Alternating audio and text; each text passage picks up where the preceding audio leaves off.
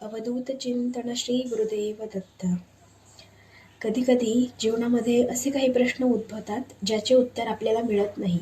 कधीकधी काही निर्णय असे असतात जे सहजासहजी आपण घेऊ शकत नाही आणि ते निर्णय घेण्यामध्ये आपली खूप घालमेल होते.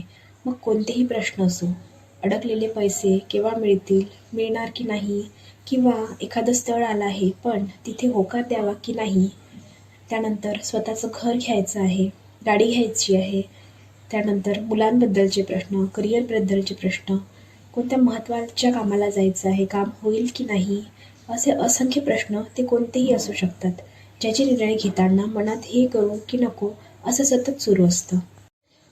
कधीकधी निर्णय घेण्यासाठी आपण बरेच जणांची मदत घेतो, जसे आपल्या घरातील सदस्य असो, मित्रमैत्रिणी असो, पण प्रत्येकाचं हे वेगवेगळं मत असतं, त्यामुळे आपल्याला आणखी कन्फ्युजन होते निर्णय घेण्यामध्ये. तर तेव्हा एक करू शकतो की आपण स्वामी महाराजांना आपले प्रश्न विचारू शकतो, आपला निर्णय घेण्यासाठी हेल्प मागू शकतो. आता एखाद्याला वाटेल महाराज थोडी स्वतः बोलतात किंवा उत्तर देतात, तर हो, महाराज नक्कीच त्यांच्या भक्तांना उत्तर देतात. सगळ्यात आधी तर स्वामींवर आपला पूर्ण दृढ विश्वास असला पाहिजे की स्वामी महाराजांनी जरी आपल्या मनाविरुद्ध निर्णय दिला तरी आपण तोच निर्णय पाळणार आहोत आणि तोच निर्णय आपल्यासाठी शेवटचा असेल. महाराजांच्या आज्ञेबाहेर जाऊ नये, कारण जर स्वामींनी एखादा निर्णय नकारात्मक दिला तर तो नक्कीच आपल्या हितासाठीच असेल, कारण महाराज हे त्रिकालदर्शी आहेत, त्यांना सर्व माहीत असते.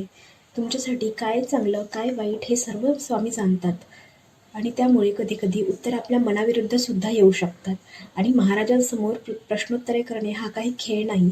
म्हणूनच जर तुमची महाराजांवर नितांत श्रद्धा असेल तरच महाराजांचा कौल घ्यावा किंवा त्यांना प्रश्न विचारावे. जर उत्तर आपल्या मनासारखे आले तर वा वा, छान छान, आणि जर नकारात्मक उत्तर आले तर नाही, असं काही नसतं, असं वगैरे काही मनामध्ये आणू नये. चिठ्ठ्या टाकून निर्णय घेण्याचा संदर्भ हा श्री स्वामी चरित्र सारामृतामध्ये देण्यात आला आहे. नित्यसेवा आपण करतो तर आपल्या वाचनात नेहमी येतं. बाळप्पा महाराज हे रोज सर्वप्रथम भगवान गणशंकराची पूजा करून मग महाराजांच्या दर्शनासाठी येत असत.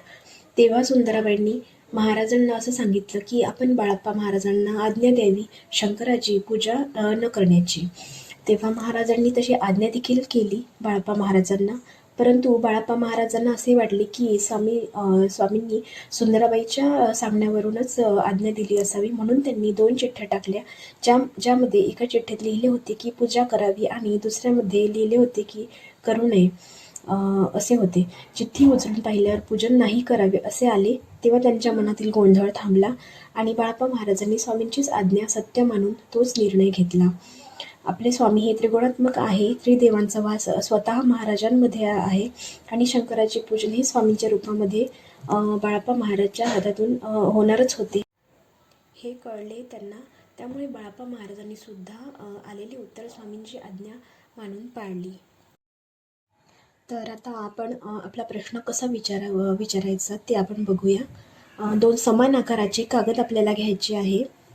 संपूर्ण पांढरा प्लेन घेऊ शकता किंवा रेष असलेला कागदसुद्धा चालेल. तर 2 समान आकाराचे कागद घ्यायचे आहे.